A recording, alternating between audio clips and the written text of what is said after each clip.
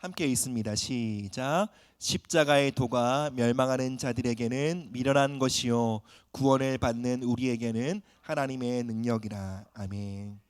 오늘 함께 나눌 하나님의 말씀, 함께 나눌 말씀의 제목은 십자가를 사랑하라입니다. 우리 함께 고백해 보실까요? 십자가를 사랑하라. 성경은 십자가가 구원을 받는 우리에게 하나님의 능력이 된다고 선언합니다. 여러분, 왜 고난주간을 우리가 절기로 지키고 있습니까? 바로 십자가가 우리에게 능력이 되기 때문에 그렇습니다. 여러분, 왜 십자가를 묵상하는 이 특별한 한 주를 우리가 왜 지켜야 합니까? 구원을 받는 우리에게 십자가가 하나님의 능력과 지혜가 되기 때문에 그렇습니다. 하나님은 우리에게 하나님의 능력을 부으시는 외에 무엇을 매개체로 부으신다고요? 십자가라는 매개체의 통로를 통해 부으신다는 거예요.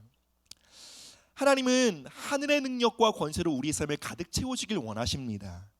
그러기에 우리를 십자가로 인도하시는 것입니다. 예수님은 사랑하는 제자들에게 이렇게 말씀하셨죠. 누구든지 나를 따르려거든 자기 십자가를 지고 나를 따라와야 한다라고 말씀하셨던 거예요. 여러분, 십자가를 지라라고 말씀하시는 것은 단순히 우리를 고생시키기 위함이 아닙니다. 우리 모두는 구원을 받은 하나님의 백성은 십자가를 통해 하나님의 능력을 만나기 때문입니다. 하나님은 우리 모두가 하나님의 능력으로 살아가게 되기를 원하시기에 그 능력으로 말미암아 이 세상을 이기고 죄를 이기고 하나님께 영광 돌리며 살아가도록 하기 위하여 우리를 십자가로 초대하시는 것입니다. 바울은 십자가가 하나님의 능력과 지혜라고 분명히 선언합니다. 성도들의 삶은 하나님의 능력과 지혜로만 진보할 수 있습니다. 이 말이 무슨 말입니까? 십자가를 통과하지 않고선 성도들의 삶은 진보할 수 없고 승리할 수 없다라는 거예요. 십자가를 통과해야 우리는 돌파를 경험할 수 있습니다. 십자가를 통과해야 우리는 우리 삶에 예비하신 하나님의 놀라운 열매들을 누릴 수 있게 된다라는 것입니다. 그런데 문제가 무엇이죠? 우리 모두가 십자가를 안 좋아한다라는 게 문제예요. 어떻게 해서든 십자가를 피하려고 하지 십자가를 달게 지려고 하지 않는다라는 거죠. 사랑하는 여러분, 우리는 구원받은 백성입니다. 우리는 세상 사람들이 어떻게 살면 성공하는지를 보고 그들의 방식과 그들의 방법을 따라 살려고 하면 여러분, 우린 반드시 실패해요. 왜요? 우리는 하나님의 자녀들이기 때문에 그래요. 우리는 하늘의 생명으로 거듭난 자들입니다. 우리는 하늘에 속한 자들이에요. 하늘의 시민권자들입니다. 우리는 이 땅의 방식, 이 세상의 방식이 아닌 하늘의 방식, 하늘의 방법으로만 풍성한 생명을 누릴 수 있다라는 것입니다. 세상 사람들이 선택했던, 성공했던 방식대로 우리가 자꾸 걸어가려고 할 때마다 우리 인생이 자꾸 꼬이는 것 같고 후퇴하는 것 같고 주저앉게 된다면 여러분, 그것은 우리가 하나님의 자녀라는 증거인 것입니다. 우리가 승리하려면, 우리가 돌파하려면, 우리가 성공하고 진보하려면 우리는 하나님의 능력과 하나님의 지혜 안에 걸어가야 합니다. 그리고 성경은 증거합니다. 우리가 어디서 하나님의 능력과 지혜를 만난다고 증거합니까? 바로 십자가라고 증거하고 있는 것입니다. 여러분, 예수님도 하나님의 아들이시지만 십자가를 통과하심으로 하늘의 보좌에 앉으셨습니다. 권세와 통치의 자리에 앉으신 것입니다. 예수님께서 얻으신 그 놀라운 승리도 그분이 통과하신 십자가로 말미암은 것입니다. 히브리서 기자는 이렇게 기록합니다. 예수님께서 그 앞에 있는 기쁨, 그 앞에 있는 영광, 그 앞에 있는 열매들을 얻기 위하여 십자가를 참으셨다라고 말씀합니다. 예수님에게도요, 십자가는 너무나 큰 고통이었다라는 것이죠. 십자가를 지기 전 예수님은 겟세마네 언덕에서 이렇게 간구합니다. 아버지여, 아버지여, 원하신다면 이 잔을 내게서 옮기시옵소서 라고 간절히 기도했어요. 예수님께도 십자가는 피하고 싶은 큰 고통이었습니다. 그럼에도 예수님이 왜 십자가를 참으셨습니까? 십자가를 통과해야 부활을 경험하게 된다, 부활이라는 열매를 추수하게 된다는 것을 믿으셨기 때문인 것입니다. 십자가 뒤에 따라올 놀라운 승리, 놀라운 권세, 놀라운 생명과 축복을 믿으셨기 때문에 십자가를 참으셨던 것입니다. 우리가 부활신앙을 믿는다라는 것은 죽어서 천국 가게 된다라는 것만을 믿는 것이 아닙니다. 부활신앙은 이것을 믿는 것입니다. 십자가를 통과하면, 십자가가 지금 이 순간에는 너무 큰 고통처럼 보이지만, 그러나 이 십자가를 통과하면 우리는 부활의 영광을 마주할 것이다, 이것을 믿는 거예요. 십자가를 통과하면 하나님께서 예비하신 놀라운 영광, 놀라운 열매를 내가 추수하게 될 것을 믿는 거예요. 여러분, 이것을 믿는 것이 부활신앙입니다. 십자가가 비록 고통스럽고 아프지만, 그러나 그 십자가 뒤에 주님이 주실 그 영광과 승리를 믿기에 오늘 나의 삶에 허락하신 십자가를 달게 지는 것, 그 십자가를 내가 환영하고 그 십자가를 사랑하는 것, 그것이 부활신앙을 가진 성도들의 삶이라는 것입니다. 자, 그렇다면 십자가는 무엇입니까? 예수님은 우리가 각자가 져야 할 나의 십자가가 있다고 말씀하십니다. 나의 십자가를 지는 것 무엇입니까? 카톨릭에서는 고난주간에 실제로 십자가를 만들어서 다 만들면 70kg 정도 된다고 하더라고요. 그 육중한 십자가를 짊어지는 고행을 하기도 합니다. 그런 고행을 한다라는 것이 예수님의 사랑과 희생을 기억하는 것에 도움이 될지 모르겠지만, 그러나 그것은 나의 십자가를 지는 것이 아닙니다. 예수님께서 감당하셔야 할 그 십자가를 온전히 감당하셨습니다. 그래서 우리가 예수님의 십자가를 바라보며 우리가 더 감당해야 될 것은 없습니다.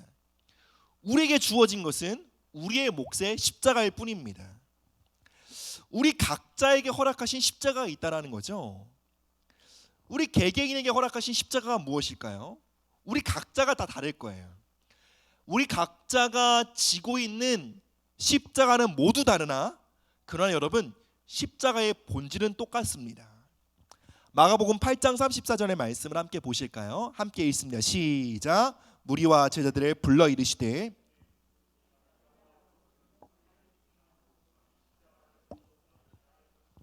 누구든지 나를 따라오려거든 자기를 부인하고 자기 십자가를 지고 나를 따를 것이니라. 여러분, 십자가의 본질은, 여러분, 개개인이 지는 십자가는 다 다르다고 말씀을 드렸죠. 그러나 십자가의 본질은 똑같습니다. 자기를 부인하는 거예요. 여기서 자기를 부인한다라는 것이 무엇입니까? 여기서 말하는 자기는 우리 옛사람, 우리의 겉사람을 뜻해요.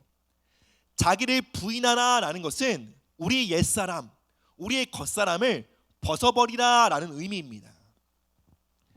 여러분, 우리가 그리스도인 되었다라는 것은 우리가 교회에 출석하게 되었다라는 것을 의미하는 것이 아니죠. 우리가 그리스도인이 되었다라는 것은 그리스도의 생명이 우리 안에 들어와 그 생명으로 말미암아 거듭나게 되었다라는 것을 의미합니다. 우리는 하늘의 생명으로 말미암아 새롭게 태어난 자들입니다. 그리고 이제 내 안에 계신 그리스도의 생명이 진짜 나의 생명인 것을 믿는 자, 이것이 바로 그리스도인입니다.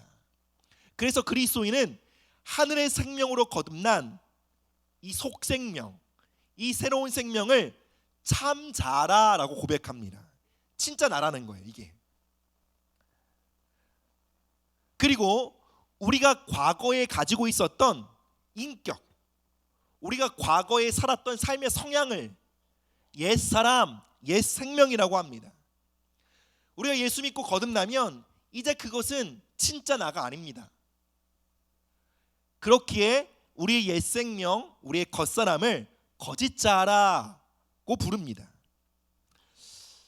그래서 그리스도인의 삶은요, 그 생명이 이중적이에요. 두 개라는 뜻이에요. 옛사람의 생명과 새사람의 생명, 이 두 가지를 모두 가지고 있습니다. 그리고 이 두 생명은 본질상 너무 다르기에 언제나 대립합니다. 이 두 생명의 대립에 대해 바울은 로마서에서 육과 영의 싸움이다 라고 말합니다. 거듭난 그리스도인들은 이 갈등 속에 살아가요. 우리 안에 있는 하나님의 생명과 우리의 옛 본성, 옛 생명, 이 두 생명의 대립 가운데 살아갑니다. 그러나 비그리스도인들, 거듭나지 않은 자들은 그 생명이 단일해요. 하나예요. 그래서 그들은 이 두 생명의 갈등을 경험하지 않습니다. 그들은 두 생명의 갈등 속에 신음하며 오호라 나는 곤고한 자로다. 이 사망의 몸에서 누가 나를 건져냈고 말했던 그 바울의 탄식을 이해할 수 없습니다. 이런 탄식을 이해할 수 있는 사람이 누구예요? 오직 그리스도인들이에요. 로마서를 읽어보면 참 어렵죠. 그러나 이 동일한 싸움이 우리 안에 있다는 것을 그리스도인 너무 잘 아는 거예요. 지금 내 옛사람과 내 안에 거듭난 영이 싸우고 있구나. 이 싸움에 대해서 그리스도인들은 직감적으로 알아요. 이 싸움을 모르는 사람들은 뭐라고요? 비그리스도인이라고요. 거듭나지 않은 자들이에요. 하나님은 하늘의 생명으로 우리 안에 새로운 하늘의 생명, 그리스도의 생명을 태어나게 하셨는데, 근데 그 생명이 여러분 허벌판에서 태어나지 않았다라는 거예요. 하늘의 생명이 진공 상태에서 태어나지 않았다라는 거예요. 바로 그 생명이 우리의 옛사람의 껍질 안에 태어난 거예요. 여러분 나비는 고치 안에서 자랍니다. 고치 안에 무엇이 있죠? 나비의 생명이 있습니다. 여러분 나비의 생명이 언제 비로소 활개치고 날아갈 수 있습니까? 바로 고치를 찢고 나올 때 비로소 그 속에 있던 나비의 생명이 활개치고 날아다닐 수 있는 것이죠. 이처럼 우리 안에 있는 거듭난 생명, 우리 안에 있는 그 신적 생명, 우리 안에 있는 속사람의 생명은 옛사람이라는 고치 안에 태어나게 됩니다. 옛사람의 생명이 두꺼운 고치처럼 우리 안에 있는 거듭난 생명을 감싸고 짓누르고 있으면 우리 안에 있는 하나님의 생명이 자유롭게 나타날 수 없는 것이죠. 여러분 그리스도인의 자유는 어려움이 없는 게 아니에요. 그리스도인의 자유는 문제가 없는 게 아니에요. 그리스도인의 자유는 만사형통한 것이 아니에요. 그리스도인의 자유는 내가 하고 싶은 대로 다 할 수 있는 게 아니에요. 그리스도인의 자유는 우리 안에 있는 하나님의 생명이 자유함을 얻는 거예요. 십자가는 무엇입니까? 바로 우리 안에 있는 거듭난 생명을 감싸고 있는 옛 생명의 고치를 제거하는 하나님의 은혜의 수단인 것입니다. 옛사람의 껍질을 깨트려 우리 안에 있는 진짜 생명, 하나님의 생명을 해방시키기 위한 하나님의 은혜의 수단인 것이에요. 그것은 고통스럽지만 부활로 나아가기 위한 과정인 것입니다. 어떤 사람들은 이렇게 말하곤 합니다. 나의 십자가는 나의 남편이야. 나의 십자가는 내 아내야. 내 십자가는 우리 자녀들이야 라고 말합니다. 내 십자가는 우리 세론들이야 라고 말합니다. 그럼 그러한 말의 의중이 무엇입니까?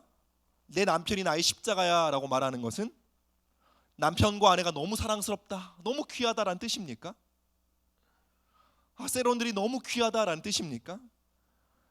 여러분이 누군가를 향해 당신은 나의 십자가입니다 라고 말하면 굉장히 기분 나빠할 거예요. 그렇죠? 이 말의 의중은 남편과 아내가 나를 너무 힘들게 한다라는 거예요. 자식들이 속을 너무 썩인다는 거예요. 세런들 때문에 골치가 아프다라는 거죠. 근데 여러분, 사실 남편과 아내가 십자가여서 나를 힘들게 하는 것이 아니라 정말 힘든 이유는 나의 겉사람이 깨어지는 과정이 너무 힘들기 때문에 그래요.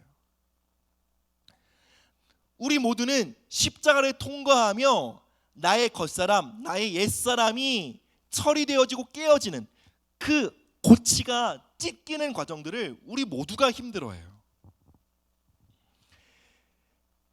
따라서 십자가는 단순히 우리 속을 썩이고 괴롭히는 문제들이나 사람이 아니라 십자가는 우리의 겉사람을 깨트려 우리 안에 있는 참 생명, 거듭난 생명, 진짜 생명이 해방할 수 있도록 돕는 은혜의 수단인 거예요. 그렇게 십자가는 우리의 겉사람에게는 그 겉사람을 찢는 고통으로 경험되어지고, 그 동일한 십자가는 우리의 속사람에게는 해방이요 자유이기에 속사람에게는 기쁨인 거예요. 그래서 우리 모두가 십자가를 통과할 때 이 두 가지를 경험하는 거예요. 고통과 자유를 경험하게 되는 거예요.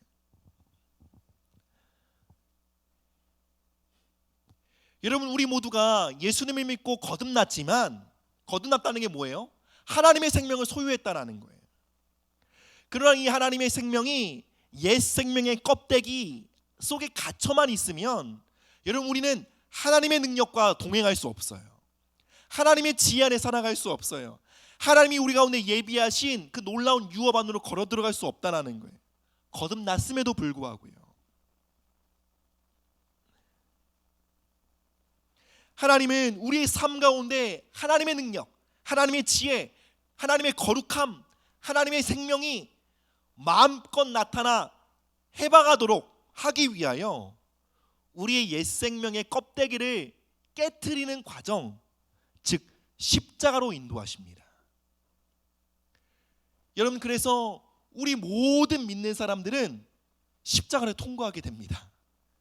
그리고 십자가를 통과하여 비로소 부활의 영광에 참여하게 되는 것, 이것은 모든 그리스도인들의 삶의 공식입니다.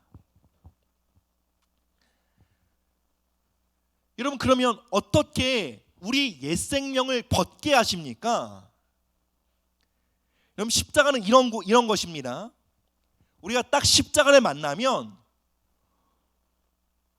우리 모두가 이렇게 직감해요.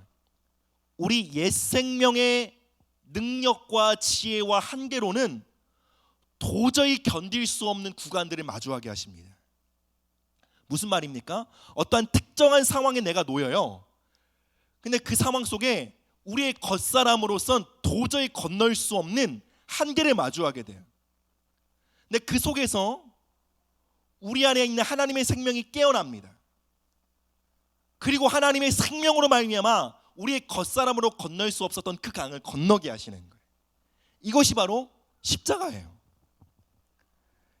아직까지도 어렵죠? 한 번 더 예를 들어보겠습니다.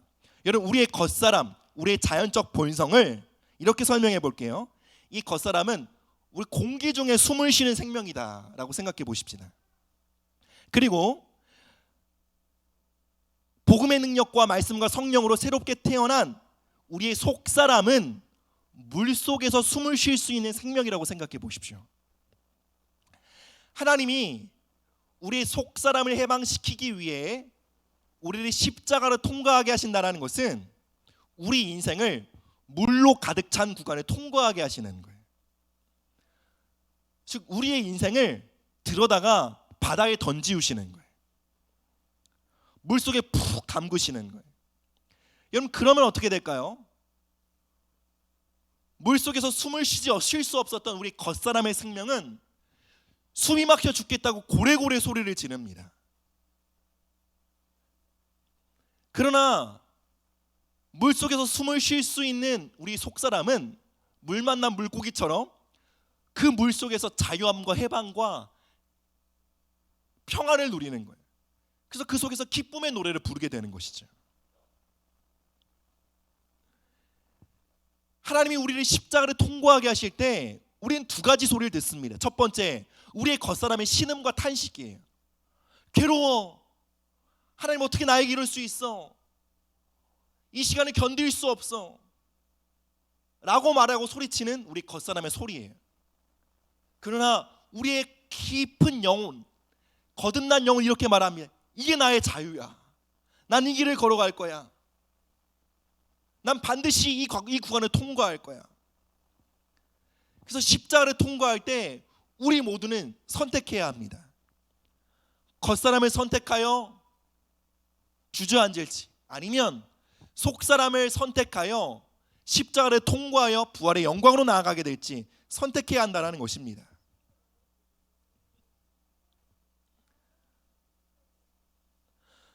모든 하나님의 사람들은 십자가를 통과함으로 비로소 우리 겉사람의 껍데기를 찢고 속사람이 나타나게 됩니다. 모든 하나님의 사람들은 십자가를 통과하여 능력과 권세를 받게 되고 하나님이 예비하신 유업으로 걸어 들어가게 됩니다. 조금 더 쉽게 설명하기 위해 저의 예를 한번 들어보겠습니다.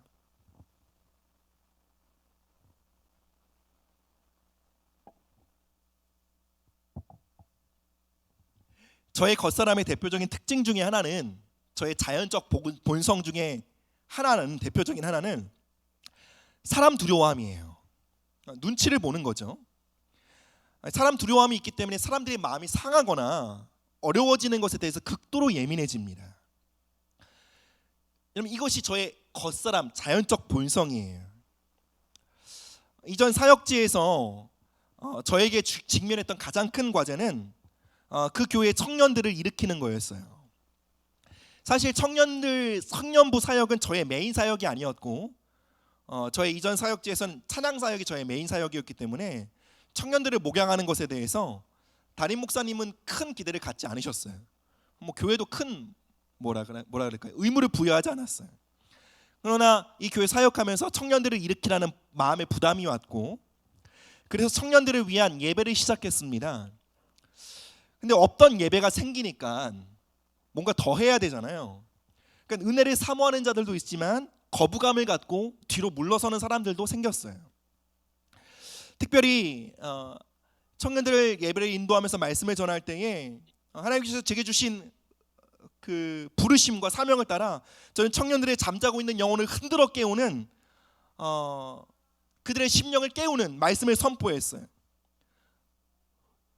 뒤로 물러서거나 후퇴하거나 게으르지 말고 적극적으로 하나님을 찾고 구해야 한다라는 권면을 계속적으로 선포했습니다. 근데 그런 말씀을 전할 때마다 저의 겉사람은 저항했습니다. 하나님, 이런 말씀들 인기가 없는 말씀이에요. 죄에 대해서, 회개에 대해서, 하나님을 찾고 구하라고 하는 이 말씀에 대해서 누가 좋아합니까? 위로하고 격려하고 권면하고, 저도 이런 거 하고 싶습니다. 이런 말씀들 하면 청년들이 시험 듭니다. 주님, 저의 겉사람이 자꾸 반응을 하는 거예요. 사람들의 마음과 사람들의 시선, 사람들의 평가를 의식하는 저의 겉사람이 자꾸 힘들어하는 거예요. 그러나 하나님은 계속적으로 전진하라고 말씀하셨어요. 근데 순종하고 걸어가면 걸어갈수록 더욱더 극명하게 사람들이 갈라지는 거예요. 은혜를 사모하는 사람들은 더욱더 하나님께 나아오게 되었고요, 거부감을 갖고 뒤로 물러서는 사람들은 아주 뒤로 후퇴하게 되었어요. 어떤 청년들은 저에게 이렇게 말했어요. 목사님이 전하시는 하나님이 제가 지금까지 알고 있던 하나님과 다릅니다. 그래서 저는 교회를 떠나겠습니다 라고 말하고 떠나버렸어요. 그 모든 과정이 저의 겉사람에게는 매우 큰 고통이었어요. 사람의 비위를 맞추며 살고, 사람들의 눈치를 살피고, 사람들의 반응, 사람들의 칭찬, 사람들의 호응을 양식으로 삼아가는 그 겉사람이 이 모든 과정들을 통해서 죽으려고 하는 거예요.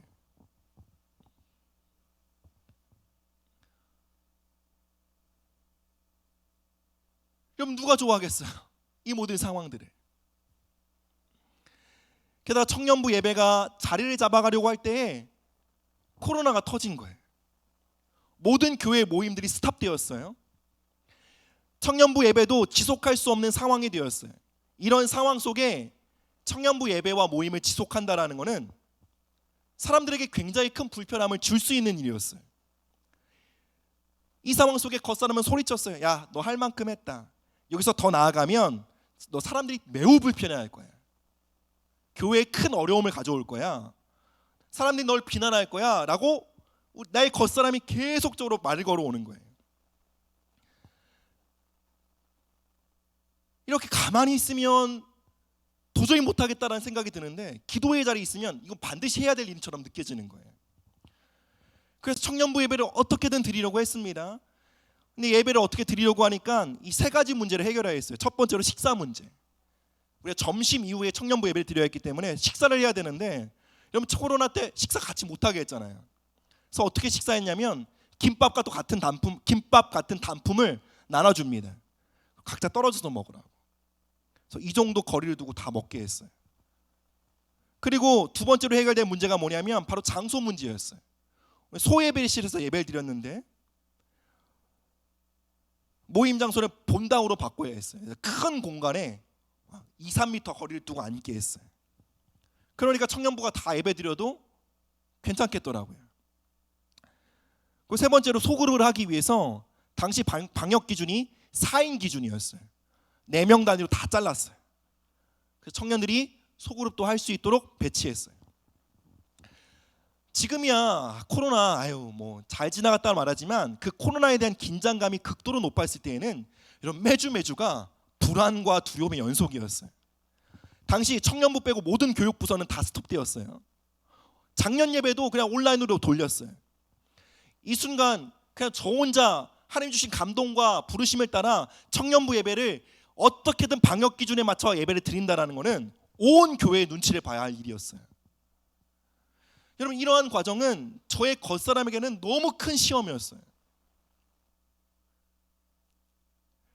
너무 큰 아픔이었어요. 막 저의 겉사람이 막 찢겨지는 것 같았어요. 그런데 놀랍게도 그 동일한 상황 속에 저의 안에 있는 영혼은 이렇게 고백했어요. 여호와는 내 편이시라. 내가 두려워하지 아니하리니 사람이 내게 어찌할꼬. 이렇게 고백하는 여호와 하나님을 나의 피난처로 삼고 여호와 하나님을 나의 능력으로 삼고 여호와 하나님의 인정과 여호와 하나님의 칭찬과 여호와 하나님의 격려를 양식으로 삼는 나의 속사람이 그 십자가의 과정을 통해 점점 더 해방되기 시작하는 거예요.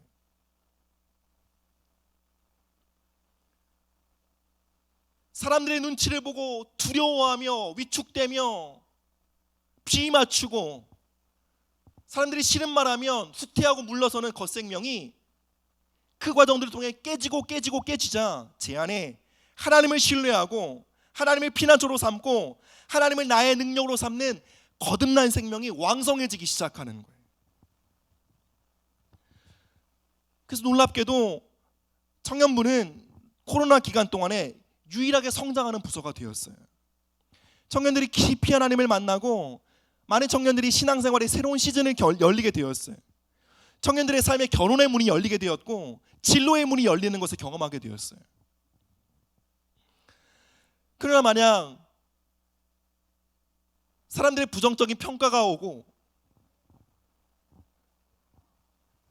사람들의 부정적인 그 말들과 비난에 제가 귀 기울여 저의 겉사람이 무너지고 있는 그 고통과 아픔으로 인해 제가 주저앉았다면 여러분 저는 이 십자가를 통과하여 얻게 될 그 주님의 영광들 예비하신 열매들을 결코 맛보지 못했을 것입니다.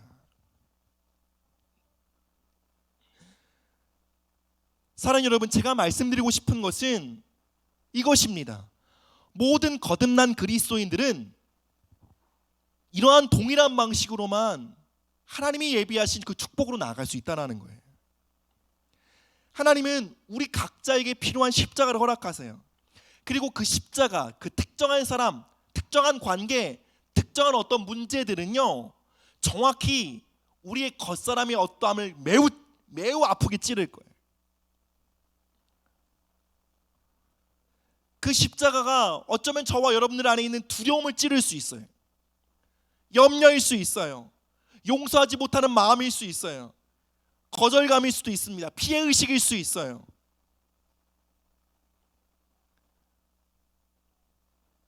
근데 그것이 너무 아프다고, 그 십자가 너무나 고통스럽다고 우리의 겉사람을 찌르고 쪼개시며 벗어 던지도록 인도하시는 그 십자가를 거부하게 되면 여러분, 우리의 속사람은 약해지고 우리의 겉사람은 더욱더 비대해진다는 거예요. 우리의 속사람을 감싸고 있는 옛사람의 고치 껍데기가 더욱더 비대해지는 거예요. 여러분, 이게 점점점 비대해지면 어떻게 되는 줄 아세요? 하나님의 말씀이 들어가진 않아요. 웬만해서는 그 껍데기를 뚫고 은혜의 말씀이 들어가지 않는 거예요.